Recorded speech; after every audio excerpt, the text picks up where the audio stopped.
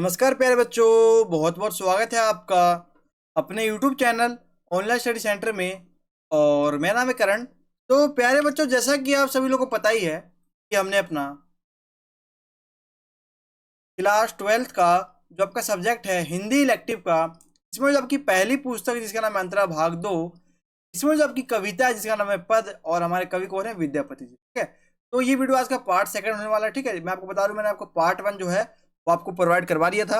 यदि आपने part 1 video नहीं देखा है तो आप हमारे चैनल पर जाकर देख सकते हो। ठीक है, पहले आप पार्ट 1 को देखना, फिर आप पार्ट सेकंड को देखना, ताकि आपको समझ में आए, हर एक चीज समझ में आए। ठीक है, तो ये वीडियो मैंने आपको बताया था, इसमें 3 आपके पद दिए हुए हैं। ठीक है, तो 3 पद में से मैंने आपको पहला पद मैंने आपको पार्ट 1 में कराया, दूसरा पद जो है आज हम डिस्कस करेंगे, और तीसरा पद जो है अगले वीडियो में देखेंगे। ठीक है, पार्ट 3 में। तो चलिए शुरू करते हैं आज की वीडियो। देखो पद 2। ठीक है, देखो इससे पहले मैंने आपको पद 1 यानी पार्ट 1 जो वीडियो था उसमें मैंने आपको बताया था कि देखो आपको ये समझना नहीं पूरी कविता को, तो मैंने आपको बताया था कि आप 2 चीजें रखना, एक है नायक जिसका नाम है कृष्ण, ठीक है, और दूसरी है नायिका जिसका नाम है राधा।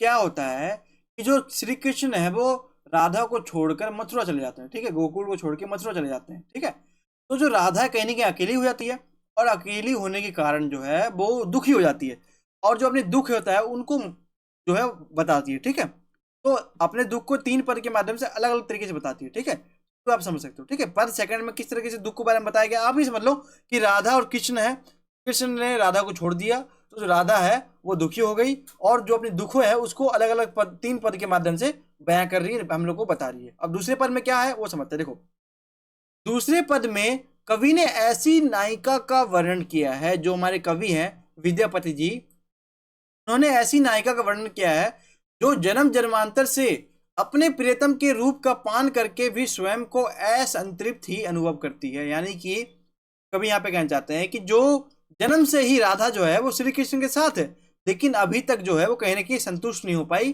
प्रेम के रूप में। ठीक है, क्योंकि कभी यहाँ पे कहना चाहते हैं कि जो प्रेम होता है, सच्चा प्रेम, वो कभी पूरा नहीं होता, वो हमेशा अधूरा रहता है, और जब भी प्रेम की बातें करते हैं तो वो नई, हमेशा नई बातें होती है। ठीक है, तो यहाँ पे कुछ प्रेम के बारे में बताया जा रहा है, आगे समझेंगे जो काव्यांश है इसमें क्या बताया गया। देखो ये आपके सामने जो दूसरा पद है, आपको एक चीज ध्यान रखना कि इस पर में क्या बात की गई है कि इसमें कहा, कवि ने बताया है कि जो जन्म से जो राधा है वो श्री कृष्ण के साथ है, लेकिन जो है राधा जो है कहीं ना कहीं श्री कृष्ण तृप्त नहीं हुई, यानी कि जो श्री कृष्ण और राधा के बीच का जो प्रेम है कहीं ना कहीं पूरा नहीं हुआ, अधूरा हो गया। ठीक है, यहाँ पर कवि यही संदेश देना चाहते हैं कि सच्चा प्रेम कभी पूरा नहीं होता। अब मैं आपके सामने जो पंक्ति है इसको रीड करूंगा, फिर इसकी क्या व्याख्या बनती है आसान शब्दों में, फिर वो सीखेंगे। ठीक है, चलिए पहले पंक्ति समझते हैं। देखो सखी है कि पूछ सी अनुभव मोए, सह प्रीति अनुराग बखानी, तिल तिल नूतन होए, जन्म अवधि हम रूप निहारल, नैन न तृप्त भेल, सेहु मधुर बोल, श्रवणी सुनल, श्रुति पथ परस न घेल, कत मधु जामिनी रभस, गमाउली न बूझल, कैसिन के ली, लाख लाख जुग हियो हुयु, राखल तेउ यो जरनी न गेर, गत विगत जन रस अनुमोदय, अनुभव काहू न पेख, विद्यापति कह प्राण जुड़ाईते, लाखे मिलल एक। ठीक है, यहाँ पे आपका दूसरा क्या था, ये पद था। ठीक है, तो इसकी व्याख्या क्या बनती है आसान शब्दों में, उसको सीखते हैं। देखो आपका सबसे पहला पॉइंट बनेगा इसमें कि सखियां राधा से उसके अनुभव के बारे में पूछने लगती हैं। यहाँ पे जो राधा की सखियां, जो राधा की सहेलियां हैं, वो राधा से उसके प्रेम के अनुभवों के बारे में पूछने लगती है। तो राधा कहती है कि हे सखी, राधा की सखी कहती है कि हे सखी, मुझसे उन सुंदर पलों का अनुभव क्यों पूछती हो। राधा कह रही है कि वो जो सुंदर पल है उसका अनुभव मुझसे क्यों पूछती हो। तो जितनी बार मैं उन पलों को बताऊंगी उतनी बार वे पल नहीं हो जाएंगे। यहाँ पे राधा कह रही है कि जितने बार मैं उस प्रेम के उस सुंदर पल को तुम्हारे सामने व्याख्या करूंगी, तुमको बताऊंगी, उतने बार वो जो पल है वो नहीं हो जाएंगे। अर्थात प्रेम को सिर्फ महसूस किया जाता है। यहाँ पे राधा कह रही है कि जो प्रेम होता है, जो सच्चा प्रेम होता है, उसको सिर्फ महसूस किया जाता है, एवं अनुभव की वस्तु है। प्रेम क्या है, एक अनुभव की वस्तु। प्रेम को आप किसी शब्दों में, किसी अंक में, किसी पेपर में बयां नहीं कर सकते। प्रेम को जो है कहीं ना कहीं अनुभव किया जाता है, प्रेम को बयान नहीं किया जाता। प्रेम को बता नहीं सकते कि किसी व्यक्ति को कितना प्रेम है, उसको सिर्फ और सिर्फ जो प्रेमी होता है वो सिर्फ अनुभव करता है। ठीक है, प्रेम का जो वर्णन है वो कभी नहीं किया जाता, जो प्रेम का जो वर्णन है वो कभी नहीं किया जा सकता, ठीक है। तो इसलिए यहाँ पे कहा गया कि जितने बार वो जो हमारी नायिका है, जो हमारी राधा है, वो प्रेम के बारे में बताएगी अपनी सखियों को, तो उतने बार जो वो पल है वो प्रेम के वो नए होते जाएंगे, यानी कि प्रेम हमेशा नया ही होता है, प्रेम कभी पुराना नहीं होता, प्रेम कभी शब्दों में उसको हम बयान नहीं कर सकते, ठीक है, उसको उसी में प्रेम को अनुभव कर सकते हैं, ठीक है। अगला हमारा पॉइंट है, मैंने अपने पूरे जीवन में अपने प्रिय श्री कृष्ण का रूप निहारा है। यहाँ पे जो हमारी नायिका राधा कहती है कि मैंने अपने पूरे जीवन भर में सिर्फ और सिर्फ मेरे जो प्रभु हैं श्री कृष्ण, उनका ही रूप निहारा है, उनको ही तन मन धन से चाहा है, उन्हें जीवन भर निहारती रही, परंतु मेरी आंखों की प्यास कभी नहीं बुझ सकी, ठीक है। यहाँ पे जो राधा कह रही है कि मैं उनको जीवन भर निहारती रही, परंतु जो मेरी आंखों की जो प्यास है वो कभी नहीं बुझ सकी, ठीक है। यानी कि जो राधा है कहीं ना कहीं तृप्त नहीं हो सकी, जो श्री कृष्ण है उनके जो प्रेम है, उनके जो प्रेम से राधा कहेंगी तृप्त नहीं हो सकी। यहाँ पे यही कहा जा रहा है जो सच्चा प्रेम है कभी ना कभी पूरा नहीं होता, ठीक है, कहीं भी कभी भी पूरा नहीं होता, ठीक है, हमेशा अधूरा रहता है। और अर्थात जो सच्चा प्रेम होता है उसमें व्यक्ति कभी तृप्त नहीं होता, यानी व्यक्ति जो है कभी तृप्त नहीं होता, हमेशा नवीन रहता है, यानी हमेशा वो जो प्रेम की पल है, जो यादें हैं, जो बातें, वो हमेशा नई रहती है। अगला पॉइंट है, श्री कृष्ण की मीठी मीठी मधुर वाणी को सुनने के लिए मेरे कान उत्सुक रहते हैं।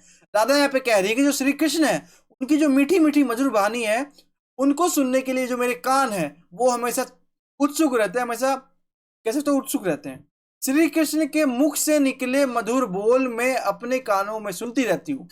मतलब राधा जो है अपने प्रेम को जो है कहीं ना कहीं उदाहरण के माध्यम से समझा रही है कि जो श्री कृष्ण के जो मधुर मधुर बोल है, जो मीठी मीठी बातें हैं, वो मैं अपने कानों से सुनती रहती हूँ, पर मेरे कानों को कभी भी तृप्ति नहीं मिली। तृप्ति का मतलब ये होता है कि संतुष्टि। जैसे मान लो आप खाना खा रहे हो, तो आपने 5 रोटी खाया, 6 रोटी खाया, 7 रोटी खाया, तो कहीं ना कहीं एक टाइम आएगा जब 7-8 रोटी खा के आपका पेट भर जाएगा, आपको तृप्ति मिल जाएगी। जब आपका पेट भर जाएगा, तब आपको कोई बोलेगा ये लो रोटी खाओ, तो आप दोबारा खाओगे नहीं, खाओगे ना, तो आप कहेंगे तृप्त हो गए। लेकिन जो प्रेम होता है ना, उसको कोई लिमिट ही नहीं है, वो कितना भी कर लो तब भी वो अधूरा ही रहता है। यहाँ पे राधा ये कह रही है, ठीक है। अगला पॉइंट है, ना जाने कितनी मिलन की रातें मैंने श्री कृष्ण के आनंद के साथ बिताई है। राधा जो है अपने सुंदर सुंदर पलों को याद करते हुए कह रही है कि ना जाने, राधा को भी नहीं पता, इतनी सारी रातें जो है श्री कृष्ण के साथ आनंदमयी बहुत ही अच्छे से बिताई है, और परंतु आज तक ना जान सकी कि यह सब कैसे हुआ। लेकिन राधा जो कहती है कि परंतु आज तक मैं यह नहीं जान सकी कि ये सब कैसे हुआ। राधा अपने आप से प्रश्न करती है कि आज तक मैं नहीं जान सकी इतनी जो मधुर रातें हैं वो मैंने श्री कृष्ण के साथ कैसे बिताई। अगला पॉइंट है, लाखों युगों तक मैंने अपने प्रिय के हृदय में, यहाँ पे क्या कह रही है कि लाखों युगों तक मैंने प्रिय को हृदय में बसा कर रखा, परंतु फिर भी हृदय में से प्रेम की अनुभूति की आग नहीं बुझी। यहाँ पे भी राधा वही कह रही है कि लाखों वर्षों से, लाखों युगों से मैंने जो अपने प्रियतम है, जो मेरे प्रिय हैं, उनको अपने हृदय में तन मन धन से बसा के रखा, लेकिन तब भी जो मेरा हृदय की जो सहानुभूति, जो हमारी हृदय की अनुभूति, यानी कि प्रेम की अनुभूति की जो आग है, जो प्रेम की आग है, वो अभी तक नहीं बुझी। यानी कि यहाँ पे कहीं ना कहीं जो इनडायरेक्टली या अप्रत्यक्ष रूप से जो राधा है वो यह संदेश, यह मैसेज देना चाहती है कि जो प्रेम है वो अधूरा ही रहता है, प्रेम कभी पूरा हो ही नहीं सकता, ठीक है। अगला पॉइंट है, प्रेम रस को पीने वाले कितने सारे व्यक्ति है। राधा कहते हैं प्रेम रस को पीने वाले तो बहुत सारे व्यक्ति है, हर एक व्यक्ति को प्रेम होता है, इन्होंने इसका अनुभव किया है, इतने सारे व्यक्ति जिसने प्रेम रस को पिया है और उसका अनुभव किया, परंतु सच्चा और पूरा अनुभव कोई भी नहीं कर पाया। यहाँ पे राधा ये कह रही है कि प्रेम तो पूरी दुनिया करती है, सभी लोग प्रेम करते हैं, लेकिन जो परंतु जो सच्चा और पूरा अनुभव, राधा यहाँ पे यही कह रही है कि जो पूरा प्रेम का अनुभव है, पूरा सच्चा अनुभव कोई भी नहीं कर सकता, ठीक है। प्रेम जो अधूरा था, अधूरा है और अधूरा ही रहेगा, ठीक है। प्रेम के बारे में पूरा सच्चा कोई नहीं बता सकता, ये राधा कह रही है, ठीक है। अगला पॉइंट है, कवि कहते हैं, जो हमारे कवि है, देखो यहाँ तक तो था हमारा क्या, जो पूरी कविता थी, अब यहाँ पे कवि जो है अपनी बातों को जोड़ रहे। कवि कौन है? हमारे विद्यापति जी। तो कवि कहते हैं कि लाखों व्यक्तियों में से एक भी व्यक्ति उन्हें ऐसा नहीं मिला जिसका प्रेम का अनुभव सच्चा हो और वह तृप्त हो। कवि यहाँ पे एक प्रश्न कहते हैं, या फिर एक प्रश्न उठाते हैं कि उनको जो कवि है हमारे विद्यापति जी, उनको लाखों व्यक्ति में से कोई एक ऐसा भी व्यक्ति नहीं मिला जिसका प्रेम पूरा हो गया हो, जो प्रेम से तृप्त हो गया हो। यानी कि कवि यहाँ पे ये कहना चाहते हैं कि जो प्रेम है वो हमेशा अधूरा था, अधूरा है और अधूरा ही रहेगा, ठीक है। ये आप समझ गए, ठीक है। तो ये हमारा पर सेकंड बहुत ईजी था, ज़्यादा मुश्किल नहीं, आपको समझ में आ गया होगा।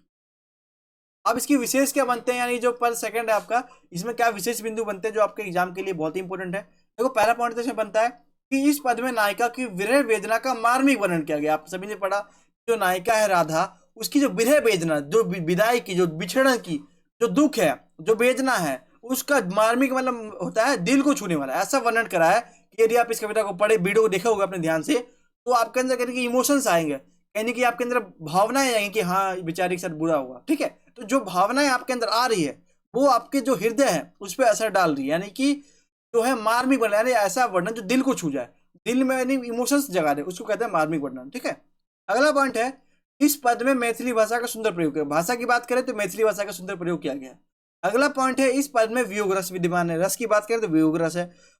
अगला पॉइंट है, अनुप्रास अलंकारों को सुंदर प्रयोग किया गया। अगला पॉइंट है, यह एक छंदयुक्त कविता है। अगला पॉइंट है, कवि की भाषा लयात्मक, काव्यात्मक एवं भावनात्मक है। ठीक है, तो ये कुछ विशेष बिंदु थे जो आपके एग्जाम की दृष्टि से बहुत ज्यादा इंपॉर्टेंट।